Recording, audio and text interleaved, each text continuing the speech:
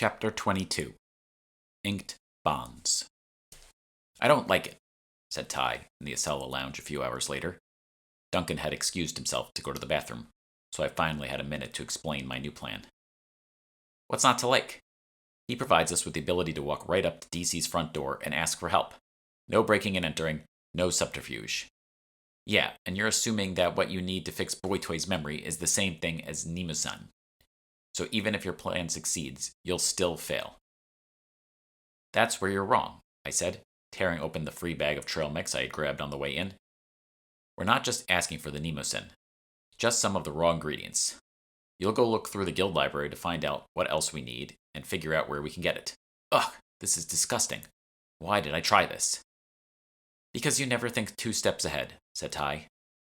"Or really one. Even I know you shouldn't eat the free train lounge food. Your second wrong assumption of the afternoon is that the raw ingredients of Nemosin are also the same as what you need to cure Duncan. They're not. And I never thought they were. But with the ingredients in hand, we'll be in a much stronger position to barter." "With whom?" "With the Van Ash Corporation." Ty looked at me like a kid who had just found out Santa Claus wasn't real. "You can't be serious. That's who you think we're better off dealing with head on than DC? My mom barely talks to them anymore, and for good reason.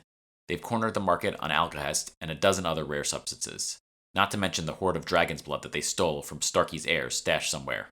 I'm sure they have multiple Philosopher's Stones at this point." Okay. Don't try to barter with the immortal gold makers. Got it." "Not gold, just the quasi-immortal part," said Ty, who had somehow fashioned herself a small cocktail even though all the booze in the lounge was being guarded by a stern-looking woman with a hairnet and horn-rimmed glasses. "Why are you always drinking? I knew NYC private school kids were fast, but this is ridiculous. The better question is, why aren't you?" "Because I tried drowning my problems with alcohol and still ended up right here. I need all my facilities intact to focus. So it's true, then, about the Philosopher's Stone? It grants immortality?" Ty looked over my shoulder to see if Duncan was on his way back, or if anyone seemed interested in our conversation. "Shh," she said. "We're not at headquarters. Use a little discretion. And no, not immortality per se, but a good substitute. The elixir of life, once imbibed, will bring you back from the dead, but only once. After that, you need to drink another elixir for the next time you get killed, and so on." "Oh," I said. One more shocking revelation of the power of alchemy threatening to melt my insides.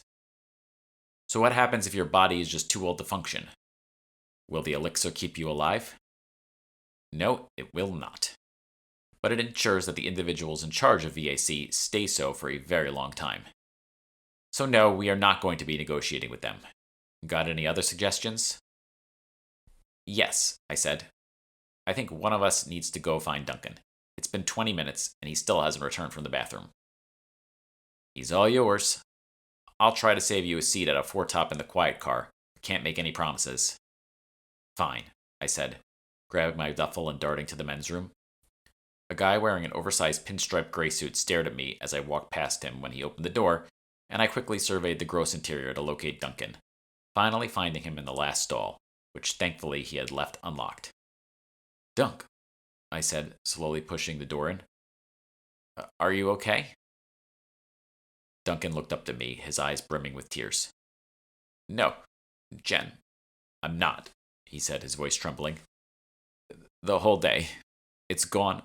Again." "But you have your notebook," I said. "That's all I have. A bookcase filled with notebooks of days I don't remember. Tomorrow I'll remember forgetting today. Then the day after will be the same. I don't care what I lost. I just want it to stop." Duncan burst into a fit of sobs, and I wished I had been strong enough to comfort him. But instead, I stood there, surveying the wreckage of a man I had once known. "I'll help you," I said, hoping I meant it. "Don't worry. I'll help you." "Look at you, you're like 2 peas in a pod," said Ty when I spotted her table at the very back of the train in the quiet car. Duncan was barely conscious when I finally coaxed him out of the bathroom stall, and his only brain activity was the signals to move his legs. I slid his arm off my shoulder, and he slumped into the outer seat, which forced me to awkwardly climb over him. Ty snickered, and I shot her a dirty look. "Shove it," I said. His latest memory episode has been different from the ones I saw earlier. Who knows what he's going to remember when he comes out of this? "That's easy," she said. "He'll remember whatever you want him to remember." "It's not," I said. "He's got a notebook detailing everything that happened to him today. What am I going to do? Replace it with one you've written?" "Yes, exactly." "Right, and I'm sure he won't notice the handwriting that's clearly not his." "Shh," said a woman sitting in front of me. "He won't after he reads what you write with this." Ty placed a nearly empty vial of black ink, a little quill, and a folded piece of paper on the table. "That's not what I think it is it?" I asked, picking up the vial, which was surprisingly heavy, despite the fact that there couldn't have been more than a few dribbles of ink left. "Depends what you think it is." "Compulsion ink," I said, remembering the uncannily dark ink from the note from Beatrice. "But how did you get it?" "I think you already know the answer." The words of Frankie's note rose to the forefront of my mind. "Open the box and then die," the note had said. And Frankie had complied without protest. This is what Doug used to kill Frankie, which Polly must have given him in exchange for helping her heal her dad, which she got from the woman you're trying to find, if I'm not mistaken, said Ty. And technically it's not called compulsion ink, although that's cute. Its real name is polarium. "I don't care," I said. "I'm not touching that stuff. Not now, not ever. I've felt what it does. I've seen what it can do. So whatever you want me to do with it, you can forget it." "Who said anything about you being involved?" Duncan stirred to life suddenly, and I felt the snap back of Ty's foot on my ankle. Foolishly, I looked down to confirm what I already knew she did, and in that moment, Ty unfolded the piece of paper and pushed it across the table toward him. "Duncan, no!" I said, holding back a scream in the near-silent car. But it was too late, as Duncan's eyes connected with the words on the paper. "Duncan, trust Jen Jacobs," the note said. What happened next was something I had experienced too many times. Duncan's eyes went glassy as the command rippled through his brain, but then, just as quickly, they returned to normal. Huh?" asked Duncan, who tried to look down at the note again, only for Ty to wrest it back. More than anything, I wanted to reach across the table and do violence to this girl who wielded power with such impunity. "Ask Jen," said Ty, and Duncan turned to me like an obedient puppy, waiting for a command. "You had another episode," I said. "But just before that, we were discussing a new way to deal with them." "That's right," Ty chimed in. "No more memory diary for you. From now on, Jen's going to be your memory minder, so you don't have to spend so much time with your face in that book."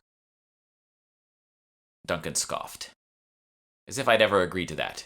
Then Jen can just make up whatever she wants. Dunk, I think this plan is for the best." The words fell out of my mouth before I knew what I was saying, and as they reached his ears, I saw his demeanor instantly change. "Oh, okay. That makes sense. Even though I shouldn't, I trust you." "See," said Ty, "you're a dynamic duo, like Batman and Robin, or Pyramus and Thisbe." "Who?" asked Duncan. "Never mind. In any event, Jen here thinks you should take a nap for the rest of the train ride." Duncan looked over at me, and I nodded, at which point he leaned back and shut his eyes. "You're a real conniving bitch, you know that?" I said after a few minutes. "You should be thanking me. I got rid of your stalker problem, and in the process gifted you a personal servant. It's also bothersome. I'm sure you could get him to never bother you again, with the right prompting." "No," I said, horrified by what she was suggesting. "I told him I would help him, and I will." "Okay, great. Let me and my mom know how that goes. I'm sure it won't affect the actual task you're supposed to be accomplishing, with all due haste before the next guild meeting." She had a point. Babysitting Duncan was a distraction that I couldn't afford at the moment, and even though he had somehow made substantial progress up the questing ladder in 2 months, I doubted he would be of any assistance. "What's going to happen at the meeting next month? And what is this inquest your mother asked for?" "You'll triumphantly return the compendium to my mother. Everyone will marvel at your accomplishment, and the inquest will reveal nothing of any importance. Then why did Dahlia request one? To stall, to divert attention so that we may counter JP's machinations appropriately. Well, have fun with that, I said. Trying to bribe 2 guild members is more than enough for me. Speaking of, what's the deal with DC? The first seat of my table had said little at the meeting the other day and had barely reacted when Jade's glamour had deactivated. I took that as a good sign, but what did I know? His name, for one. DC's family is one of the guild's oldest. It goes back to nearly the founding, maybe even all the way. I haven't checked the records in a while. His father was a legend. A legend in what? In crafting, said Ty. Very funny. Are we in a video game? You are one of the fortunate ones who doesn't have to play the game, but yes, DC's skills bear some similarity to what you are thinking of. In Hero's Bane, the game I worked on in my old company, crafters were a class of NPCs that, well, crafted new weapons, armor, or items if you brought them the right ingredients or raw materials. The deeper you ventured, the more fantastical things could be created from the spoils of your battles. I see. And what has he been crafting lately? Something one of us might need if the vote of no confidence doesn't go according to plan. Durandal. You say that as if I should know what that is, I said, not wanting to hear the rest. The Rock Cleaver, Wayland's Folly, Roland's Bane, said Ty, and I shook my head again. Your lack of basic alchemic history is super annoying. Did I ever tell you that? No. So, enlighten me. I will. Tomorrow, after you meet with DC, you'll get a full tour of the guild's library. And boy, are you in for a treat.